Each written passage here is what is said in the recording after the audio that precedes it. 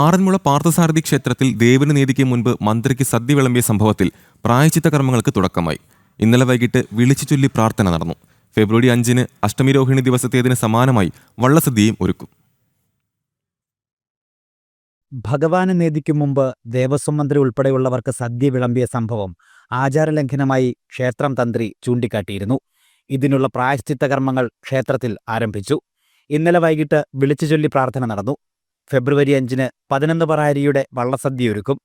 അഷ്ടമിരോഹിണി വള്ളസദ്യയ്ക്ക് സമാനമായ ചടങ്ങുകൾ ഫെബ്രുവരി 5-ന് നടക്കും. വിളിച്ചുചൊല്ലി പ്രായശ്ചിത്തം, എണ്ണാപ്പണം സമർപ്പണം, ദേവന് 1 പറ അരിയുടെ നേദ്യം, ഭക്തർക്ക് 10 പറ അരിയുടെ സദ്യ തുടങ്ങിയവയാണ് പ്രായശ്ചിത്തമായി ചെയ്യേണ്ട കാര്യങ്ങൾ. ക്ഷേത്രം തന്ത്രി തെക്കേടത്ത് കുഴിക്കാട്ടില്ലം പരമേശ്വരൻ വാസുദേവൻ ഭട്ടതിരിയാണ് പ്രായശ്ചിത്ത കർമ്മങ്ങൾ നിർദ്ദേശിച്ചത്. തന്ത്രി നിർദ്ദേശിച്ച ദിവസങ്ങളിൽ തന്നെ പ്രായശ്ചിത്ത കർമ്മങ്ങൾ നടത്താമെന്ന് ദേവസ്വം ബോർഡ് അറിയിച്ചിരുന്നു. കഴിഞ്ഞ അഷ്ടമിരോഹിണി ദിവസമാണ് ഭഗവാന് നീതിക്ക് മുമ്പ് മന്ത്രിമാരായ VN Vasavan, P Prasad, CPM Pathanamthitta ജില്ലാ സെക്രട്ടറി രാജു എബ്രഹാം തുടങ്ങിയവർ വള്ളസദ്യയുണ്ടത്. ജനം, പത്തനംതിട്ട.